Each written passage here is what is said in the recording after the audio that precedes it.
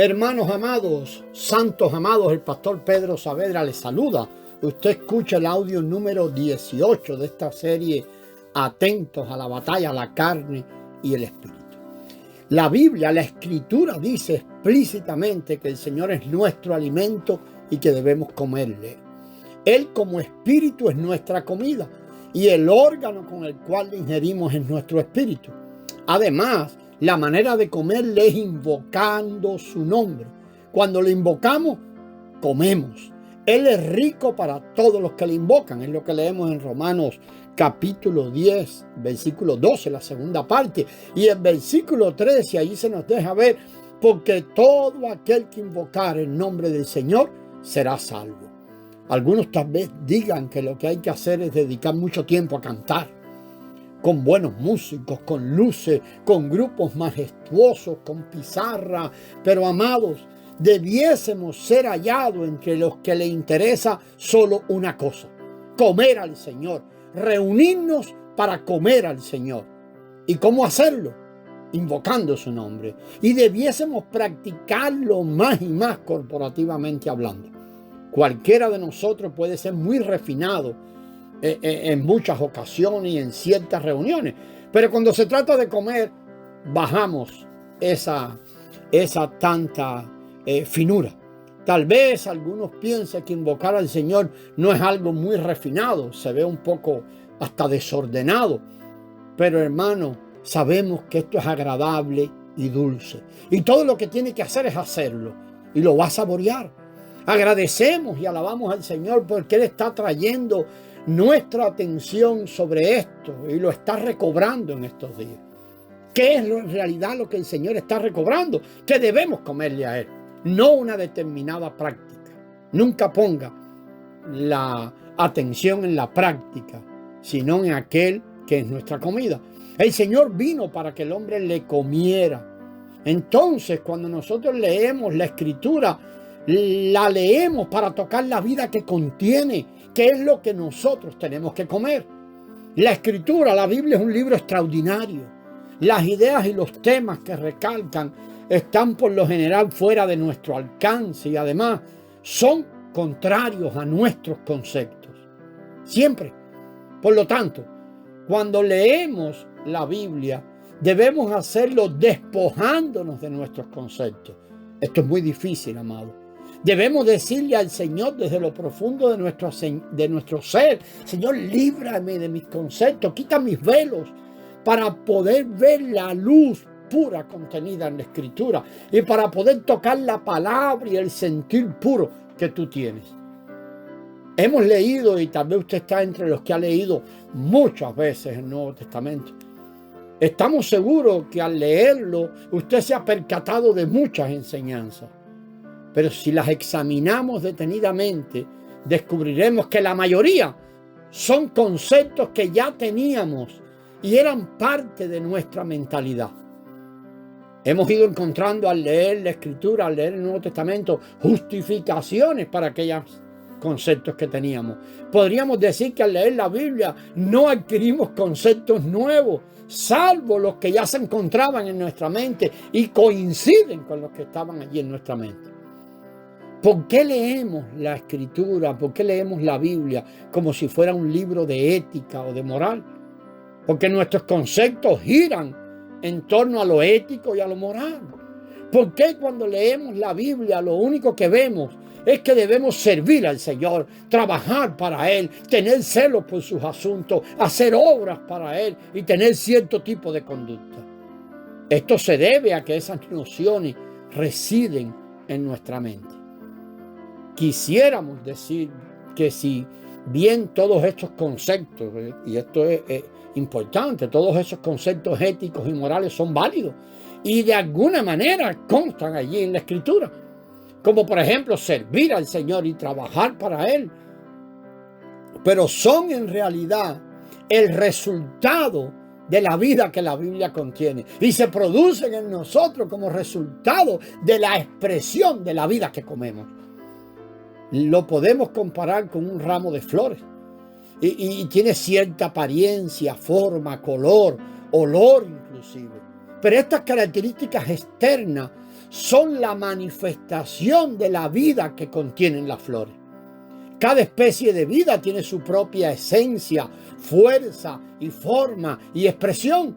Si uno permite que cierta vida se desarrolle, esta manifestará su forma externa y su apariencia. Esta será su expresión. Por consiguiente, la apariencia que se ve por fuera es la expresión de la vida que lleva por dentro. Hoy en día, cuando leemos la Biblia, es muy fácil ver la apariencia y la forma externa, y muchas veces nos quedamos allí. Pero no es fácil, amado, tocar la vida que está en lo interior. Esta es la dificultad fundamental cuando nosotros leemos la Escritura. Ahora, ¿cómo podemos ver la vida que la Biblia contiene? Parece sencillo lo que le vamos a decir, pero podemos hacerlo comiendo y comiendo y comiendo y comiendo más.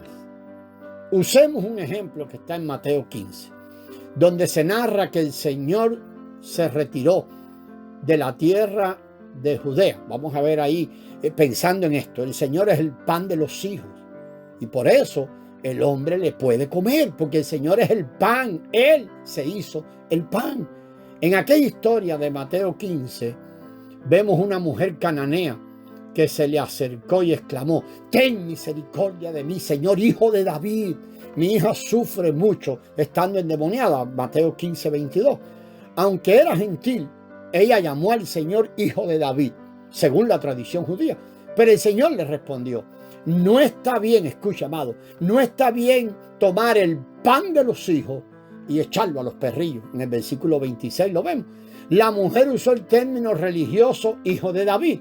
La respuesta de Jesús tiene que ver ahora con pedazos de pan. Qué enorme diferencia entre las palabras dichas por estas dos personas. El hijo de David, un descendiente de la nobleza y heredero al trono, era un hombre muy importante. En el concepto religioso, en el concepto religioso del hombre, Cristo es una persona increíblemente grandioso y es el heredero de la familia real. Pero la respuesta de Jesús indica que Él era el pan para los hijos. Él se ve a sí mismo como el pan para los hijos. Ahora, ¿quién es mayor? ¿El hijo de David o los hijos?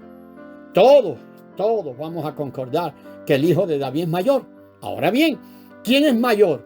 ¿Los hijos o el pan de los hijos? Sobra decir que los hijos son mayores que el pan que comen. Examinemos lo siguiente ahora. ¿Quién es mayor? ¿Nosotros o el Señor Jesús? Debiéramos decir confiadamente que nosotros somos mayores, porque nosotros somos los hijos y desde el punto de vista del Señor Jesús, Él es solo el pan. El que come es mayor que la comida. Sin embargo, no nos atreveríamos a decir esto o no nos atrevemos a decir esto por la influencia de esos conceptos religiosos y de las tradiciones. Decir que uno es mayor que el Señor no es una blasfemia para el Señor, sino una expresión genuina que es fruto de conocer al Señor. Con un corazón sincero podemos decirle al Señor: Señor, gracias, te alabo, Señor, porque tú te has hecho mi alimento. El que come es mayor que la comida, Señor, gracias por eso. Tú te hiciste suficientemente pequeño para llegar a ser un alimento que yo puedo comer. Cuando el Señor Jesús se retiró a aquellas regiones de Tiro y de Sidón, se le acercó a aquella mujer cananea que en realidad estaba en una condición muy lamentable, pobre y vil. Para ella, el Señor era el hijo de David, un noble descendiente de la familia real, pero el Señor fue sabio y le dio una formidable respuesta, la cual fue sencilla y profunda a la vez. No está bien tomar el pan de los hijos y echarlo a los perrillos. Él quería que la mujer cananea comprendiera que si él adoptaba la posición, según lo que ella dijo, del hijo de David, no podría venir a ella, pues estaría en el trono, no allí en Tiro ni en Sidón, y ella no tendría derecho a clamar a él. Ella debía saber que él era el pan de los hijos y que ella tenía su propio lugar. Aún como el pan de los hijos, ella no tenía derecho a comerle. Ella era un perro gentil, es decir, no conocía bien al Señor, ni se conocía bien a ella misma, si pensamos en términos de esta mujer. El Señor fue verdaderamente sabio y el significado de su respuesta fue profundo. Además, en ese momento el Espíritu operó en aquella mujer e hizo que su entendimiento se abriera al oír las palabras del Señor. Notemos, amado, que ella no se molestó con aquello que le dijo el Señor. Ella no discutió. Fue como si ella hubiese dicho allí profundamente: Señor, tienes razón. Tú eres el pan de los hijos y yo solamente soy un perro pagano. No obstante, los perros tienen su porción, que es las migajas que caen de la mesa. Los perros no pueden comer el pan que se sirve en la mesa, pero no podrán comer las migajas que caen de la mesa. Es muy profunda la respuesta de esta mujer. Y sobre esto vamos a seguir en el siguiente audio, amados. La gracia del Señor sea con vosotros.